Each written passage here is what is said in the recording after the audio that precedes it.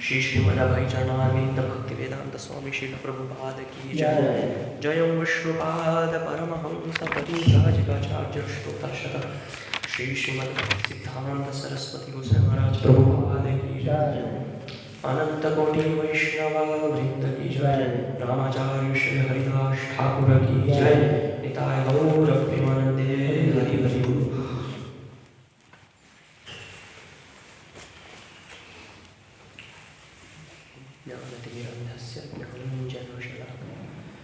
चक्षुरुन्मीलितं येन तस्मै श्रीगुरवे नमः।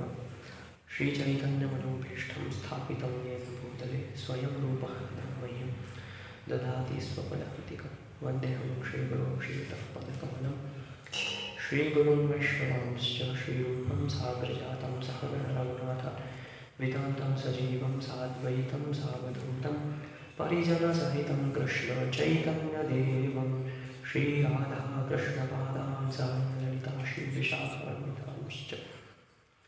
नामश्रेष्ठं मनमपि साक्षिपुत्रमन्त्रस्वरूपं रूपं तस्यापि माधुरीं गोष्ठवतीं राधाकुण्डं गिरिवरं राधिका माधवाशां प्राप्तो यस्य पतितकृपया श्रीगुरुं तं नतोऽस्मि। नमो विष्णुपादाय कृष्णपृष्ठाय भूतले श्रीमते भक्तिविकासस्वामिनिति नामिने। नमो विष्णुपादाय कृष्णपृष्ठाय भूतले श्रीमते भक्तिवेदान्तस्वामिनिति नामिने। नमस्ते सारस्वते देवे गौरवाणी प्रचारिणे निर्विशेषशून्यवादी पाश्चात्यदेशतारिणे। जय श्री कृष्ण चैतन्य प्रभु नित्यानंद श्री अद्वैत गदाधर श्रीवासादि गौर भक्तवृंद। हरे कृष्ण कृष्ण कृष्ण हरे हरे हरे राम राम राम हरे हरे। हरे कृष्ण।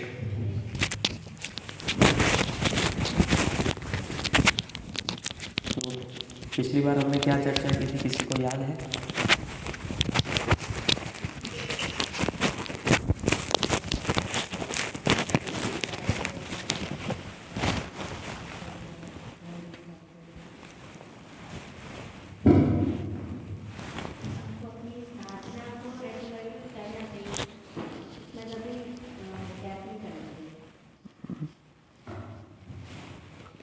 और कोई?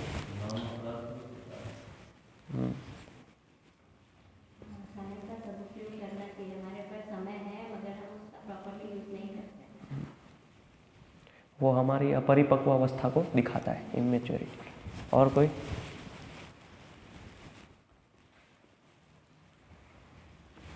माता जी आप ऊपर आसन है, नीचे आसन है। तो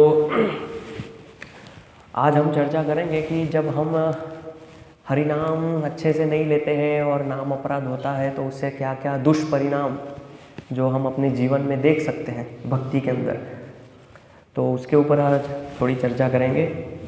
और उससे क्या क्या होता है नाम अपराध करते हैं तो वो सब चीज़ें हम देख सकते हैं हमारे जीवन में। तो श्रील जीव गोस्वामी भक्ति संदर्भ में बताते हैं अपराध की परिभाषा। तो वो कहते हैं कि अपराध वो है जो हमें हरि नाम के प्रति आसक्त होने से रोकता है। ये उन्होंने परिभाषा दी है भक्ति संदर्भ में। और बहुत सारे नौविधा भक्ति के अंग है और उसमें सबसे महत्वपूर्ण अंग है कीर्तनम, श्रवणम और कीर्तनम। तो जब हम जप करते हैं तो उससे श्रवणम भी होता है और कीर्तनम भी होता है, दोनों चीज़ें एक साथ होती है। और फिर भक्ति विनोद ठाकुर हरिनाम चिंतामणि में बताते हैं कि सभी भक्तों को अपनी भक्ति के अनुसार जो भी श्रद्धा होती है और वो जो जप करते हैं या कीर्तन करते हैं हरिनाम के ऊपर, तो उसको अनुकीर्तन कहते हैं। यानी कि अपनी श्रद्धा के अनुसार किया हुआ जप, उसको अनुकीर्तन बोलते हैं। तो ये भक्ति विनोद ठाकुर हरिनाम चिंतामणि में लिखते हैं। और फिर एक जगह जीव गोस्वामी ये भी कहते हैं अनुकीर्तन का अर्थ है निरंतर भगवान का जप करना या कीर्तन करना 24 आवर्स, 24 घंटे। तो हमें हरि नाम के प्रति रुचि उत्पन्न नहीं होती है, आसक्ति उत्पन्न नहीं होती है। उसमें 4 चीज़ें हमने चर्चा की थी।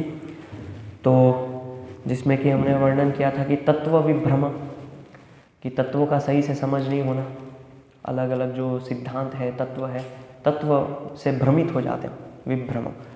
फिर दूसरा है असत तृष्णा, यानी कि जो ऐसी इच्छाएं जो कि कृष्ण भक्ति के अनुकूल नहीं है, सत नहीं है, जो कि असत है, नॉन टेम्परेरी है वो, तो ऐसी इच्छाएं रखना, असत तृष्णा। और फिर हमने चर्चा की थी हृदय दौर्बल्यम, तीसरा। और चौथा अपराध, जिसके ऊपर हमने अलग अलग चर्चाएं की थी। तो हृदय दौर्बल्य के अंदर 2 तरीके हैं। उसके अंदर पहला है नॉन डिवोशनल अटैचमेंट्स, यानी कि जो कृष्ण भावनामृत में हम जुड़े हैं और कृष्ण भगवान और भक्ति की सेवा के लिए जो इच्छाएं नहीं है, वो भी हृदय दौर्बल्य में आता है। और दूसरा है बेईमानी, यश की इच्छा और भक्त निंदा। और भक्त निंदा के अंदर भी सबसे मुख्य आता है दोष वृत्ति, यानी कि अलग अलग जीवों के अंदर, भक्तों के अंदर दोष देखना। तो ये हृदय दौर्बल्य के अंदर आता है। तो अभी हम इसको एनालाइज कर सकते हैं, इसका संशोधन कर सकते हैं कि हम कौन से स्तर पे हैं। तो अधिकतर भक्त जो है दोष वृत्ति के स्तर पे होते हैं। तो सामान्यतः हम सभी भक्तों के अंदर या किसी न किसी जीवात्मा के अंदर दोष देखते हैं या फिर ईर्ष्या करते हैं जीवात्माओं के प्रति। तो ये हमारे हृदय दौर्बल्यम को प्रस्तुत करता है। तो ये सब चीज़ें जब तक हमारे अंदर होगी तब तक हम हरि नाम जप या भगवान कृष्ण का कीर्तन है उसमें कभी भी रुचि उत्पन्न नहीं कर सकेंगे और ना ही कभी आसक्ति उत्पन्न होगी। तो भक्ति विनोद ठाकुर हरिनाम चिंतामणि में बताते हैं कि जितने भी अपराध हैं उसमें सबसे महत्वपूर्ण है भक्त निंदा। तो ये अगर हम हरि नाम के प्रति आसक्त होना चाहते हैं, हरि नाम में रुचि उत्पन्न करना चाहते हैं, तो भक्त निंदा, सभी प्रकार की साधु निंदा से बचना है। और जीव गोस्वामी बताते हैं कि सामान्यतः भक्त लोग जब वार्तालाप करते हैं तो अनौपचारिक रूप से बातों बातों में भक्त की निंदा हो जाती है या साधु निंदा होती है। तो इसके ऊपर हमें ध्यान रखना चाहिए विशेष रूप से। हमें लगता है कि हम बस केवल कुछ वार्तालाप कर रहे हैं भक्तों से, लेकिन जब हम बातचीत करते हैं तो हमें समझ में नहीं आता और कई बार वो भक्त निंदा हो जाती है या साधु निंदा होती है या ईर्ष्यावश हम उस भक्त के अंदर दोष निकालते हैं, तो दोष वृत्ति। तो ये सारी चीज़ें हम अपने जीवन में देख सकते हैं, ऐसा हमारे साथ होता है। तो जब तक हम इस प्रकार से करते रहेंगे, तो हम भले ही सालों साल तक जप करेंगे तो कभी भी हमारी रुचि उसमें उत्पन्न नहीं होगी हरि नाम के प्रति। तो इसीलिए हम लोग नाम अपराध करते रहते हैं, क्योंकि ये सारी चीज़ें हमारे अंदर पाई जाती है। और जब हरि नाम जप में अपराध होता है तो उसके 5 दुष्परिणाम बताए गए हैं। तो दुष्परिणाम क्या क्या होते हैं, तो ये जीव गोस्वामी अपने भक्ति संदर्भ में वर्णन करते हैं। तो सबसे पहला है धूर्तता। तो उसमें जीव गोस्वामी बताते हैं कि कृष्ण को प्रसन्न करने की इच्छा न रखकर अन्य किसी लाभ के लिए भक्ति कार्य करना, या अन्य किसी लाभ के लिए हरे कृष्ण का जप करना, तो इसको कहते हैं धूर्तता। ये पहला परिणाम है नाम अपराध का। तो ये हम देख सकते हैं अपने जीवन में, अगर ऐसा कहीं भी हमको अगर दिखाई दे रहा है कि जो हरि नाम जप है अगर हम भगवान की संतुष्टि के लिए नहीं कर रहे हैं तो फिर वो नाम अपराध है।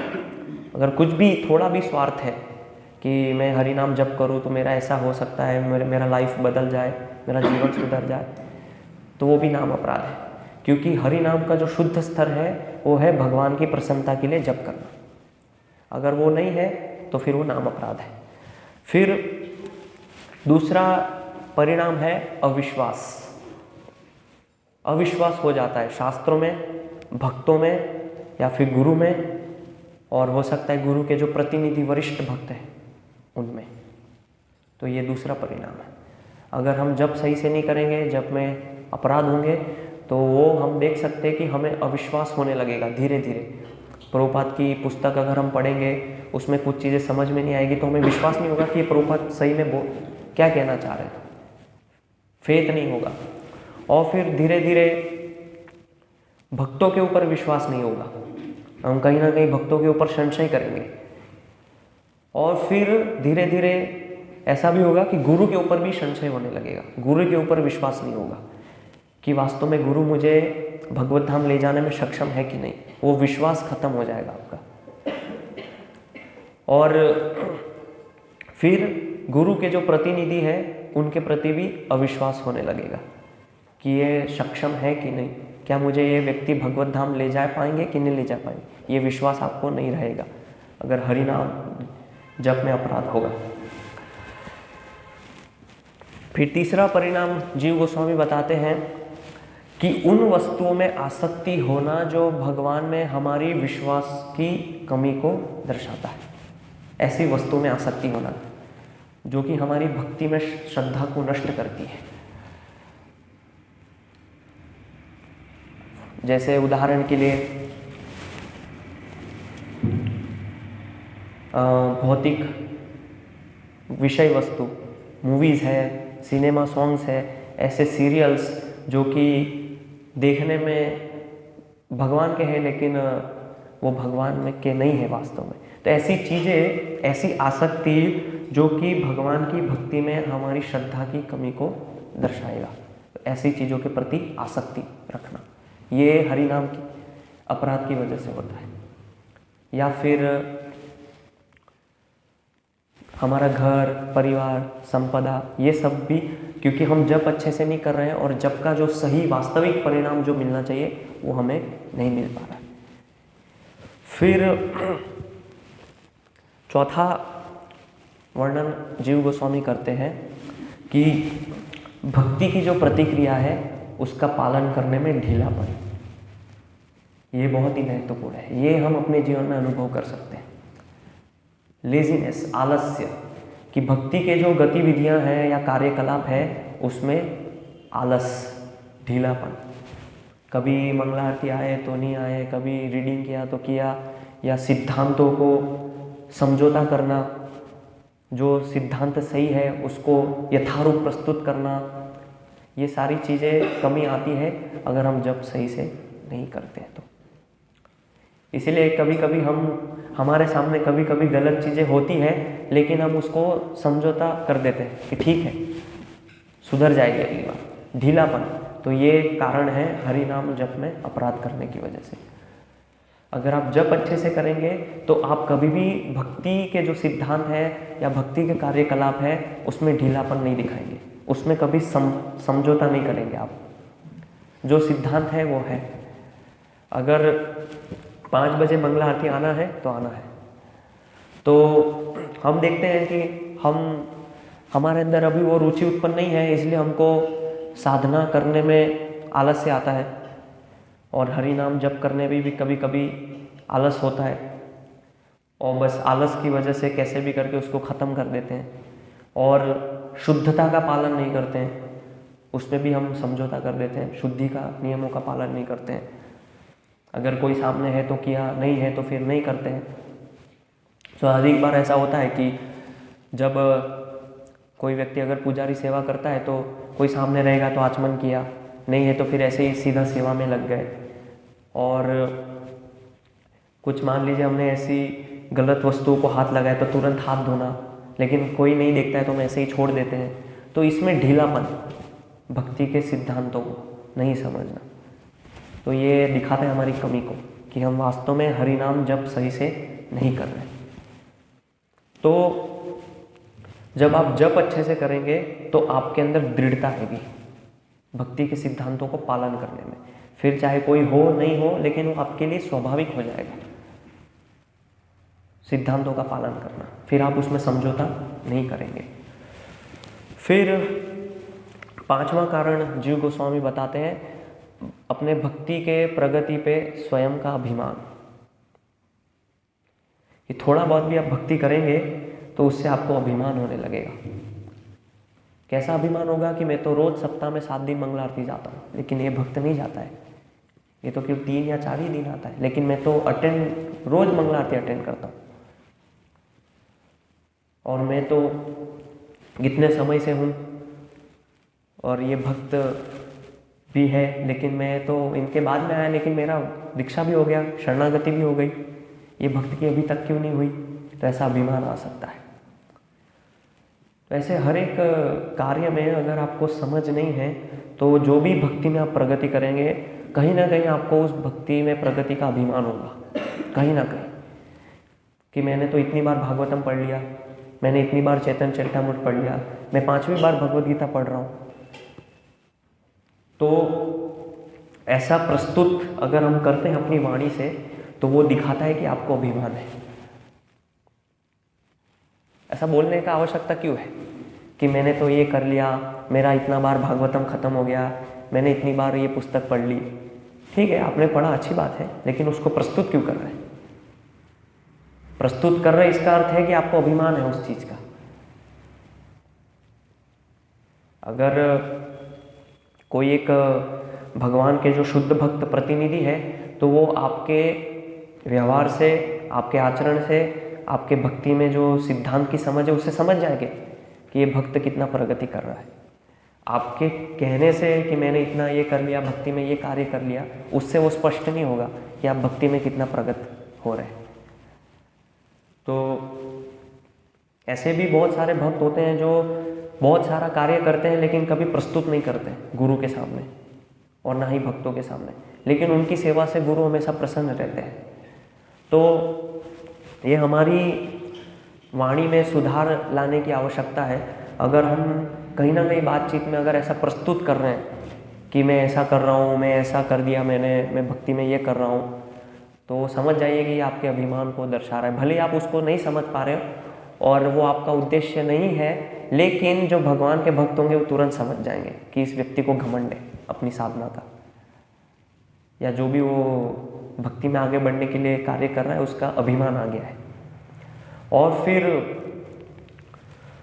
दूसरा अभिमान इस तरह से प्रस्तुत होता है कि जब हम ज़्यादा शास्त्र पढ़ लेते हैं या भक्ति में ज़्यादा प्रगत होते हैं तो बाकी दूसरे भक्तों के प्रति सम्मान खत्म हो जाता है। अभिमान की ये दूसरी उपज है।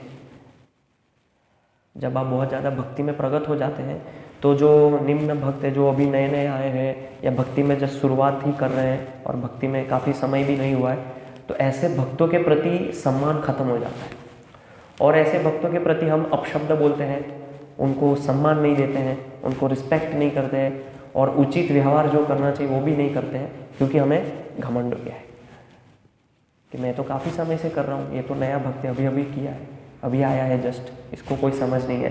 तो फिर हम बस किसी भी प्रकार से उससे बात करेंगे, हमारे आचरण में कोई भद्रता नहीं होगी, अभद्र की तरह हम व्यवहार करते हैं, तो ये अभिमान का उपज है, ये हम समझ सकते हैं। और भी बहुत सारी चीज़ों को, अगर आप वैष्णव आचरण कहीं ना कहीं नहीं निभा रहे हैं या वैष्णव आचरण का पालन नहीं कर रहे हैं, इसका अर्थ है कि आपको अभिमान है किसी ना किसी चीज़ का। हो सकता है आपको अभिमान अपनी दीक्षा का हो सकता है अभिमान आपको शरणागति का हो, या हो सकता है किसी भक्त को अभिमान मंगला आरती का हो, किसी भक्त को अभिमान 16 माला का हो, किसी भक्त को अभिमान अपने स्वाध्याय का हो, या किसी भक्त को अभिमान अपने ज्ञान का हो। तो अगर किसी ना किसी चीज़ के प्रति भी आपको अभिमान है तो वो तुरंत प्रस्तुत हो जाएगा। कैसे? वैष्णव आचरण पालन नहीं करने से। तो हम कितने भी भक्ति में प्रगत हो जाए, लेकिन हमेशा ये चेतना हमें होनी चाहिए कि मैं भगवान का एक तुच्छ सेवक हूँ, एक तुच्छ दास हूँ। तो उसको हमारी क्रिया से, हमारी वाणी से उसको प्रस्तुत नहीं करना है कि मैंने ऐसा किया, ये कर दिया। वो जो भी आप कर रहे हैं भगवान उससे संतुष्ट है, और गुरु जो है वो आपकी सेवा से प्रसन्न है, तो उसको दर्शाने का प्रयास नहीं करना चाहिए। तो ये है स्वयं के आध्यात्मिक विकास पर हमें अभिमान होता है, तो ये भी नाम अपराध से होता है। तो जब तक हम नाम अपराध करते रहेंगे और ऐसी चीज़ों को नहीं छोड़ेंगे, ये सब चीज़ें जो जीव गोस्वामी बता रहे हैं, तो तब तक हम विदाउट एनी अंडरस्टैंडिंग, बिना किसी समझ के हम जप करते रहेंगे। उसमें जप करने के पीछे समझ क्या है, भावना क्या है, और वो श्रद्धा कभी जागृत नहीं होगी, क्योंकि ये चीज़ें, ये दुष्परिणाम है नाम अपराध के। तो जब तक ये रहेगा तो श्रद्धा कभी भी हरि नाम में उत्पन्न नहीं होगी या रुचि उत्पन्न नहीं होगी। तो इसीलिए भगवान की कृपा से भगवान ने हमें भक्तों का संग दिया, और चैतन्य महाप्रभु की कृपा से हरि नाम हमको प्राप्त हुआ, और फिर गुरु की कृपा से हमने गुरु से दीक्षा प्राप्त करके गुरु ने हमको योग्य बनाया हरि नाम जप करने के लिए, हरि नाम दीक्षा देके। तो अभी हमें उसको गंभीरता से समझ के कि हरि नाम जप मैं क्यों कर रहा हूँ, ये भावना के साथ उसको करना चाहिए। अगर ये सब होने के बावजूद हम इसको अच्छे से नहीं करेंगे तो फिर हम क्या कहलाएंगे? अभागे। हमारा कोई दुर्भाग्य है कि इतना सब कुछ होने के बावजूद हम हरि नाम में रुचि उत्पन्न नहीं कर सके। तो प्रयास करना चाहिए गंभीरतापूर्वक जप करने का। तो फिर जीव गोस्वामी बताते हैं कि भक्तों की निंदा वास्तव में अभिमान की उपज है। अभिमान की बात है भक्त की या साधु की निंदा करने से, और इस अभिमान से क्या होता है? भक्तों के प्रति ईर्ष्या उत्पन्न होती है। तो ये कारण है ईर्ष्या का।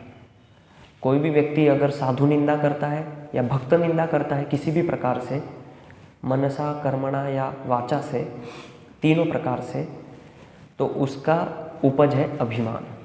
और अभिमान से क्या होता है? उस भक्त के प्रति, साधु के प्रति ईर्ष्या उत्पन्न होती है।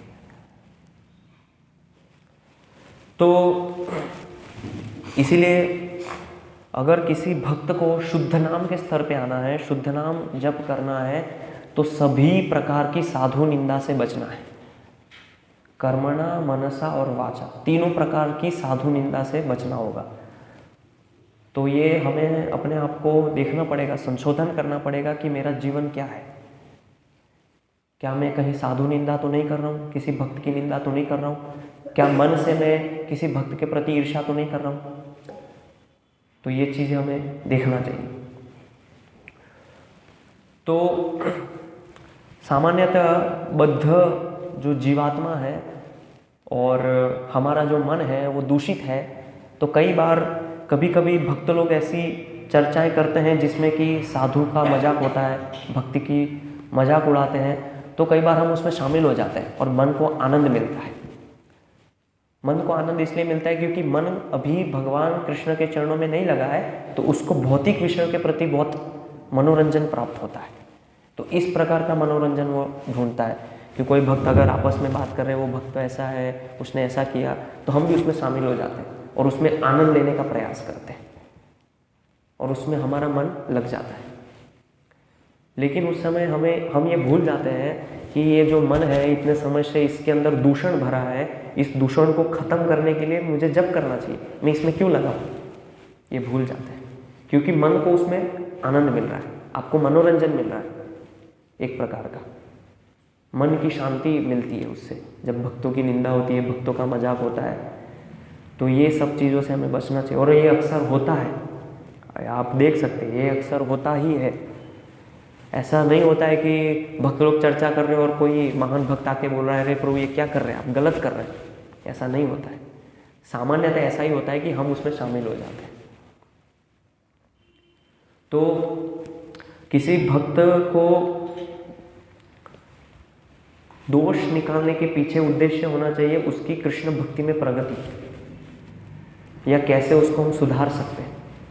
उसमें उद्देश्य नहीं होना चाहिए कि मुझे आनंद मिल रहा है और हम उसमें आनंद ले रहे हैं, कानों को अच्छा लग रहा है, मन को अच्छा लग रहा है, ये कारण नहीं होना चाहिए। कारण होना चाहिए कि अगर दो भक्त आपस में चर्चा कर रहे हैं तो दो भक्त को निष्कर्ष ये निकालना चाहिए कि उस भक्त को हम कैसे सुधार सकते हैं, या उनसे हम कैसे बोल सकते हैं कि आपको ये सुधारना है। तो उद्देश्य होना चाहिए कि जिससे दो भक्त चर्चा करके हम उस भक्त को आगे कृष्ण भक्ति में ले चलें, ये उद्देश्य होना चाहिए। तो इसीलिए जितने भी दशविध नाम अपराध है उसमें सबसे महत्वपूर्ण है अपिप्रमादः, यानी कि लापरवाही करना। तो अक्सर हम लापरवाही करते हैं, असावधानी बरतते हैं अपने दैनिक कार्यकलाप में, अपने आचरण में, अपने व्यवहार में, अपने बोलने में या अपने कार्य में। किसी भी प्रकार से हम अगर असावधान है, लापरवाही है, तो वो है अपिप्रमादः, जो दशविध नाम अपराध में आता है। और अपिप्रमाद से अन्य सभी प्रकार के अपराध आरंभ हो जाते हैं। अगर आप लापरवाही है, असावधानी बरतते हैं किसी भी कार्य में, तो उससे बाकी अपराध अपने आप शुभारंभ हो जाएंगे। तो इसीलिए अपने जीवन में, अपने व्यवहार में, अपने आचरण में, अपने वाणी में सावधान रहना चाहिए कि क्या आप बोल रहे हैं। बोलने से पहले विचार कीजिए, क्या आप कार्य कर रहे हैं, कार्य करने से पहले सोचिए कि कार्य मैं करने जा रहा हूँ वो सही है कि नहीं है। तो ऐसे भी बस किसी भी तरह आपके मन में विचार आया और आपने कर लिया, तो वो मनोधर्म है। क्योंकि मन का कार्य है संकल्प और विकल्प जो हमारे मन में उत्पन्न होते हैं, उसके आधार पे कार्य करना, वो है मनोधर्म। तो हमें संकल्प और विकल्प के आधार पे कार्य ना करके जो गुरु, साधु और शास्त्र है उनके आदेश के अनुसार कार्य करना, वो है वास्तव में आचार्यों का अनुगमन करना या उनके सिद्धांतों के अनुसार चलना। तो इससे हम पता लगा सकते हैं कि मैं अपने मन से कार्य नहीं कर रहा हूँ, मनोधर्म नहीं अपना रहा हूँ। तो फिर जीव गोस्वामी भक्ति संदर्भ में वर्णन करते हैं कि असावधानी के भी 3 मुख्य कारण हैं। तो 3 मुख्य कारण में सबसे पहला बताते हैं औदासीन्य, उदासीनता। तो उदासीनता अर्थात कि भक्ति में जो हम प्रभुपाद ने या गुरु ने जो हमें साधना दी है उसमें दृढ़ निश्चय की कमी होना। दृढ़ निश्चय, डिटर्मिनेशन नहीं होना।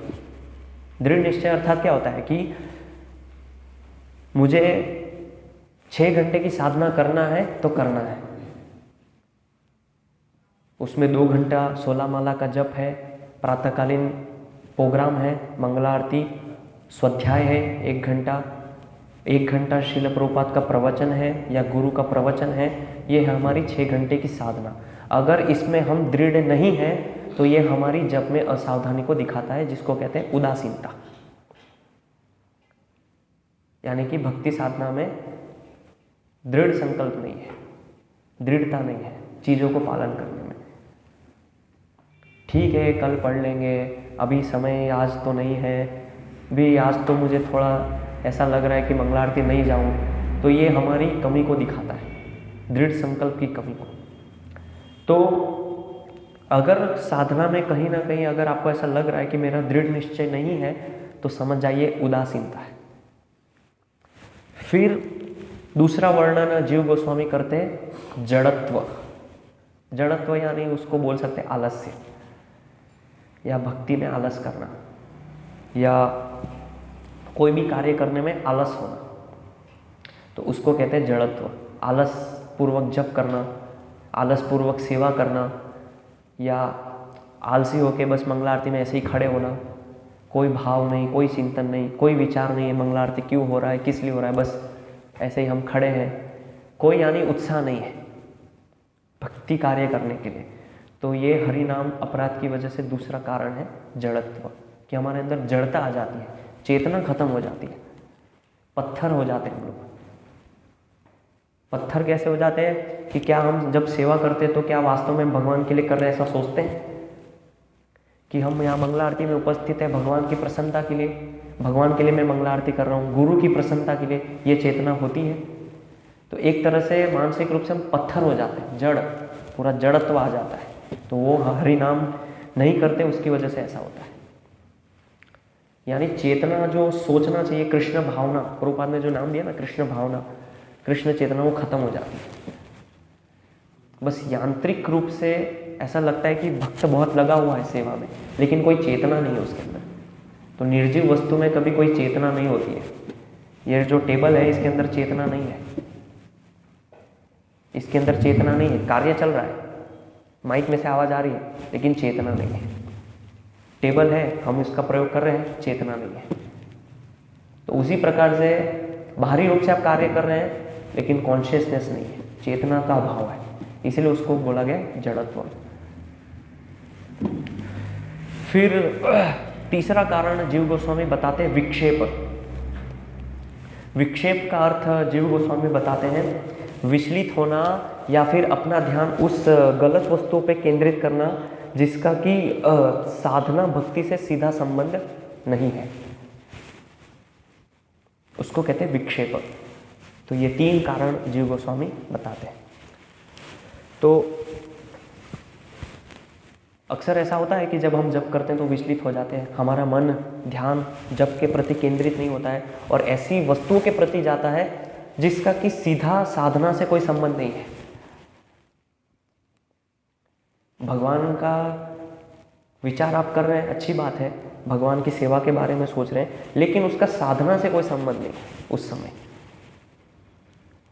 अगर आप स्वाध्याय कर रहे हैं, शास्त्र पढ़ रहे हैं, लेकिन उस समय आपको विचार आ रहा है कि भगवान का प्रचार होना चाहिए, इतने अधिक से अधिक लोग संस्था में आए, जुड़े, तो वो विचार अच्छा है, लेकिन उसका उस समय संबंध नहीं है साधना से।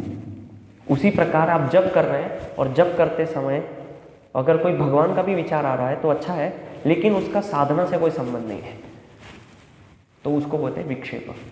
तो हरिनाम जप अगर हम कर रहे हैं तो उस समय केवल हरे कृष्ण महामंत्र के जो अक्षर है उसके ऊपर ही केवल ध्यान केंद्रित होना चाहिए, और कहीं हमारा ध्यान नहीं जाना चाहिए। तो ये हमें देखना चाहिए, इसको संशोधन करना चाहिए हमारे जीवन में। तो आपको ऐसा लग सकता है कि ये तो भगवान का कार्य है, तो भगवान की सेवा है, अगर मैं विचार कर रहा हूँ तो गलत कहाँ है। लेकिन हरिनाम जब भी तो भगवान की सेवा है, उसमें आपका ध्यान क्यों नहीं है? अगर वो कार्य भगवान का है, प्रचार करना, भोग बनाना, जब के समय विचार आ रहा है, तो फिर हरिनाम जब जो आप कर रहे हैं वो भी तो भगवान की सेवा है, उसमें ध्यान क्यों नहीं लग रहा है? तो ये हमारा मन का विचार है, ऐसा हमारे मन से ऐसा बस विचार आया तो हमने सोचा कि ये तो भगवान का कार्य है, इसलिए मैं सोच रहा हूँ।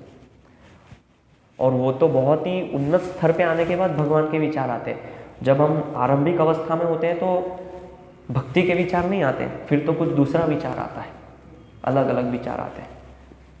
तो इसीलिए यहाँ पे कहा गया विक्षेप, विचलित होना, जब के समय मन केंद्रित नहीं होना। तो इसका एक जीव गोस्वामी वर्णन करते हैं कि ये सभी चीज़ों का मुख्य कारण है कि हमें जप के प्रति गंभीरता नहीं है, उसकी गंभीरता खत्म हो गई है। ये जीव गोस्वामी बताते हैं भक्ति संदर्भ में। तो जब आपके अंदर गंभीरता का अभाव होने लगता है तो हरि नाम को बस आप एक सामान्य कार्य समझेंगे कि एक साधना का एक अंग है, एक करना है, गुरु ने बोला है और 16 माला प्रभुपाद ने बोला इसलिए मैं कर रहा हूँ। वो गंभीरता नहीं है आपके अंदर, उसका अभाव है। तो हरि नाम जप के प्रति हमें एक गहन ध्यान और चिंता की आवश्यकता है कि मैं जप सही से क्यों नहीं कर पा रहा हूँ, इसके ऊपर चिंता होना चाहिए। हमें अफसोस होना चाहिए कि मैं सही से जप क्यों नहीं कर पा रहा हूँ। तो ये गंभीरता जब व्यक्ति के अंदर खत्म हो जाती है तो हरि नाम जप करने में हमें रुचि नहीं आती है, फिर हम उसको एक भक्ति के अन्य कार्यों की तरह ही हरि नाम जप को ले लेते हैं। लेकिन ये हमारे जीवन का और गुरु के जितने भी आदेश है उसमें सबसे महत्वपूर्ण आदेश है 16 माला ध्यान पूर्वक करना, गंभीरता से जप करना। ये सभी आदेशों में सबसे मुख्य आदेश है कि कैसे हम जब हम जप करते हैं तो हमारे मन को उस हरे कृष्ण महामंत्र पे लगाए, उसको ध्यानपूर्वक सुने और फिर धीरे धीरे जब आप उन्नत हो जाए फिर भगवान की लीला स्मरण कर सकते। प्रभुपाद तो बोले कि हरि नाम जप करते समय भगवान की लीला भी याद नहीं करना है, भगवान को भी याद नहीं करना है, केवल ध्यानपूर्वक सुनना है हरि नाम जप को। क्या आप बोल रहे हैं, सही से बोल रहे हैं, उच्चारण सही हो रहा है। तो ध्यानपूर्वक जब आप सुनेंगे धीरे धीरे धीरे आप इतने अभ्यस्त हो जाएंगे, फिर आप जप करते करते भगवान का चिंतन कर सकते हैं। क्योंकि अभी हम शुद्ध स्तर पे नहीं है, ना ही हम कोई परमहंस है कि जप करते करते हम सीधा भगवान का चिंतन कर रहे हैं कि भगवान गोलोक में बैठे हैं, भगवान के चरण कितने मधुर हैं। वो चिंतन अभी नहीं आएगा। 1-2 मिनट आप विचार करेंगे लेकिन तुरंत मन भाग जाएगा। इसीलिए श्रील प्रभुपाद ने बोला जस्ट लिसन केयरफुली, ध्यानपूर्वक उसको सुनो हरि नाम को। तो जब हमारे अंदर जप के प्रति रुचि नहीं होती है तो फिर हमने जैसे देखा कि आलस्य आने लगता है, जड़ हो जाते हैं। और फिर जब आलस आता है तो उससे सुस्ती चढ़ती है। जप करने में हम देखते हैं कि सुस्ती आने लगती है, थोड़ा इधर टहलेंगे, थोड़ा बैठ जाएंगे, थोड़ा घूमेंगे, थोड़ा बातचीत कर लेंगे भक्तों से। तो इस प्रकार से जप को हम लेते हैं। और जब हम इस प्रकार से जप करते हैं तो फिर हमें पश्चाताप भी होता है कि मैं क्या कर रहा हूँ, जब सही से नहीं कर पा रहा हूँ। लेकिन सुधार की आवश्यकता आपको खुद को करनी है। जब करते हैं तो जाएंगे, ऐसे बैठ जाएंगे, फिर धीरे धीरे धीरे पाँव लंबे हो जाएंगे, फिर ऐसे ऐसे करते करते आराम से नींद लग जाएगी, तो सुस्ती आती है आलस्य से। तो कॉन्सेंट्रेट, ध्यान, उत्साह होना चाहिए जप करने में और अपने मन को उसमें लगाना है। अगर ये सब चीज़ें आप नहीं करेंगे तो फिर हरि नाम में कभी रुचि नहीं आएगी। बहुत सारी अलग अलग टिप्स हैं, तरीके हैं सही से जप करने के। मंदिर में हम उपस्थित हो, भक्तों के साथ जप करें, भगवान के सामने, तुलसी महारानी के सामने, और प्रयास करें कि कम से कम बात हो, सुबह के समय केवल हरि नाम के ऊपर हमारा ध्यान हो, उसी समय हम जप करें। तो ये कुछ कुछ तरीके हैं जप करने के। और प्रयास करें कि ध्यानपूर्वक उसको सुने। तो कई बार हमारे जो जप है उसको कई बार भक्त बोलते हैं कि मेरा तो 5 मिनट लगता है, मेरा 5-5.5 मिनट में जप हो जाता है। लेकिन ऐसा नहीं। श्रील प्रभुपाद बोले कम से कम जप करने में 7 मिनट लगना चाहिए, कम से कम 6.5-7 मिनट के अंदर आपका जप होना है। अगर उसके पहले हो रहा है तो इसका अर्थ है कि कहीं ना कहीं आप गलत कुछ कर रहे हैं। या तो आप उच्चारण सही से नहीं कर रहे हैं, या आप अक्षरों को छोड़ रहे हैं, या फिर आप दाने को, मोती को जल्दी जल्दी खिसा रहे हैं, कुछ भी हो सकता है।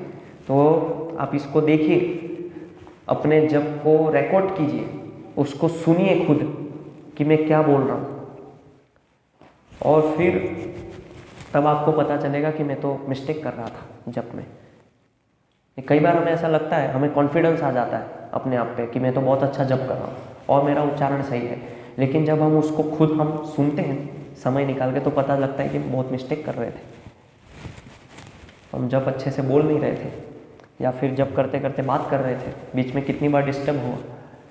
तो ये नाम सेवा है, हरि नाम प्रभु, ये एक व्यक्ति है हरि नाम प्रभु, उनकी ये सेवा है। तो सेवा करते समय हम कैसे डिस्टर्ब हो सकते हैं? हमें तो ध्यानपूर्वक उनकी सेवा करनी चाहिए। तो ये सब चीज़ों का पालन करना चाहिए। तो फिर मन को कैसे हम हरि नाम के ऊपर केंद्रित करें, हमारी बुद्धि को कैसे केंद्रित करें और कैसे स्थिरता लाएं, तो उसके लिए श्रीमद् भागवतम में भगवान श्री कृष्ण उद्धव को वर्णन करते हैं। तो आप पढ़ सकते हैं श्रीमद् भागवतम के 11वें स्कंद के 13वें अध्याय में 9 और 10 नंबर का श्लोक है। उसमें भगवान बता रहे हैं और तात्पर्य में भी प्रभुपाद के शिष्य वर्णन कर रहे हैं कि किस प्रकार से हम जप या मन को, बुद्धि को स्थिर करें और अच्छे से भगवान की सेवा करने का प्रयास करें। तो और फिर मन का स्वभाव कि मन कैसे कार्य करता है और फिर हम क्या सोचते हैं जब के समय, अहंकार क्यों है, तो इसका वर्णन कपिल देव अपनी माता देहूति को करते हैं। तो तीसरे स्कंद में इसका वर्णन है 26वें अध्याय में और श्लोक क्रमांक है 14। तो उसमें भगवान कपिल अपनी माता को ये सब वर्णन कर रहे हैं, वो भी आप पढ़ सकते हैं। तो ये कुछ चीज़ें थी जो मैंने अपने कुछ पर्सनल लेक्चर्स में से नोट्स बनाए थे और कुछ जीव गोस्वामी की टीका, भक्तिविनोद ठाकुर की पुस्तक हरिनाम चिंतामणि, उसमें से सब लिया था। तो यहाँ पे ये सत्र समाप्त होता है। तो हमने 3 सत्र के ऊपर चर्चा की थी अलग अलग विषयों पे। तो उसके ऊपर आप ध्यान दीजिए, सावधानी रखिए और जड़ता खत्म कीजिए, आपके अंदर से चेतना लाने का प्रयास कीजिए। हर एक कार्य में जो भी कार्य करते हैं उसमें कृष्ण चेतना लाने का प्रयास कीजिए, तब फिर ये धीरे धीरे चीज़ें नष्ट होगी। हरे कृष्ण। तो किसी का कोई प्रश्न, जिज्ञासा है, पूछ सकते हैं।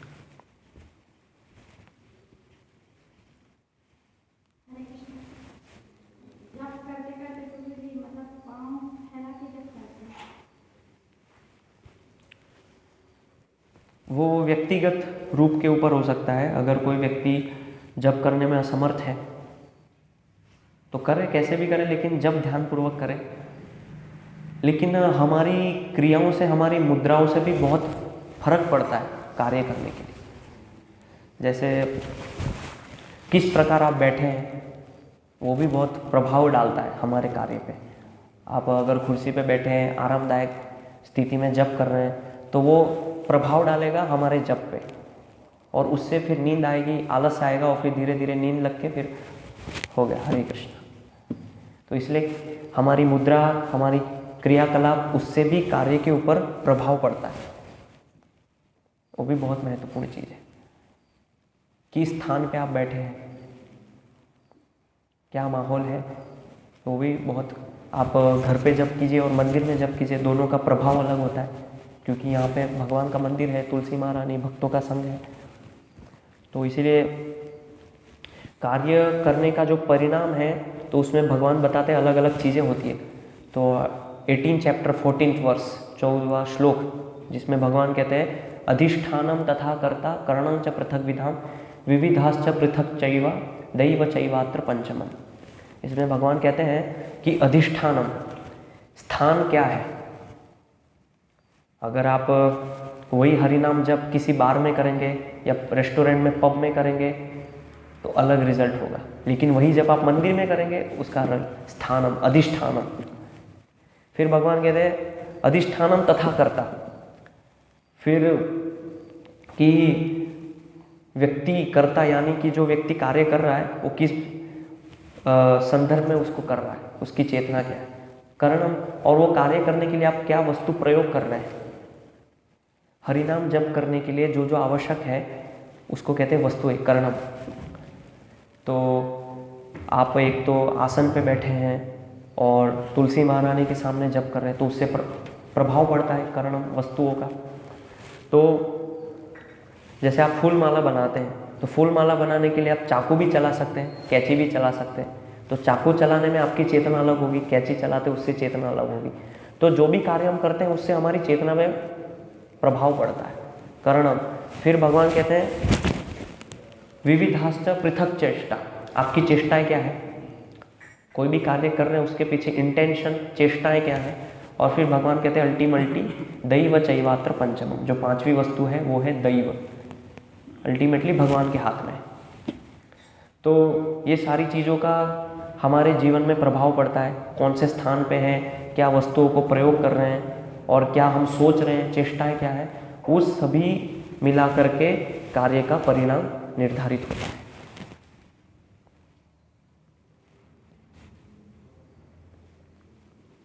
भगवद गीता लेके आप रोड पे जाइए और वही भगवद गीता आप लेके किसी शराब की दुकान पे जाइए, आपकी चेतना तुरंत परिवर्तित हो जाएगी, क्योंकि स्थान गलत है। वस्तु वही है भगवद गीता, लेकिन आपकी चेतना बदल गई क्योंकि स्थान का प्रभाव पड़ गया। उसी प्रकार से सब चीज़ों का प्रभाव पड़ता है, किस प्रकार से आप बैठे हैं, किस मुद्रा में आप जप कर रहे हैं, कैसे आप बोल रहे हैं, ऐसे ही बस मरे मरे की तरह बोल रहे हैं कि उत्साहपूर्वक बोल रहे हैं, वो सारी चीज़ें प्रभाव डालती है हमारे जीवन में। तो इसलिए हमारे कार्यों को भी देखना चाहिए, संशोधन करना चाहिए कि किस प्रकार से मैं कर रहा हूँ कार्य। हरे कृष्ण। और कोई प्रश्न?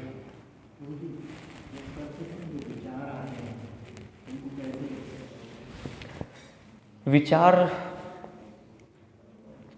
आते हैं तो उस समय आप भगवान से प्रार्थना कर सकते हैं। अगर भक्ति के विचार है तो आप ऐसा भगवान से प्रार्थना कीजिए कि भगवान मुझे शक्ति दीजिए, ये भी एक प्रकार की आपकी सेवा है, लेकिन मुझे शक्ति दीजिए कि आगे जो मैं सेवा करने वाला हूँ दिन में, वो सेवा करने के लिए हरि नाम जप ही सहारा है, तो मेरा मन उसमें लगे, ऐसा मुझे आप शक्ति दीजिए जिससे मैं आगे की सेवा अच्छे से कर पाऊँ। तो ये तो हो गया भक्ति का। अगर कोई भौतिक विचार आता है तो उसको खत्म करके तुरंत ध्यानपूर्वक आपका जो मन है उसको शब्दों में लगाइए। अधिकतर हमारा मन भटकता है क्योंकि हम शब्दों के ऊपर चिंतन नहीं करते। जो आप बोल रहे हैं उसको सुनिए ध्यानपूर्वक। अगर आप नहीं सुनेंगे तो आपका मन जाएगा, क्योंकि मन को चाहिए कुछ एंगेजमेंट चाहिए उसको। अगर आप मन को यहाँ नहीं लगाएंगे तो कहीं और लगेगा। तो मन को एक कार्य मिल गया कि सुनना है मुझे ध्यानपूर्वक, हरे कृष्ण। अगर जब सुनेगा तो बाकी विचार नहीं आएंगे, तो कहीं ना कहीं तो उसको लगाना पड़ेगा मन को। तो इस प्रकार से आप उसको लगा सकते हैं।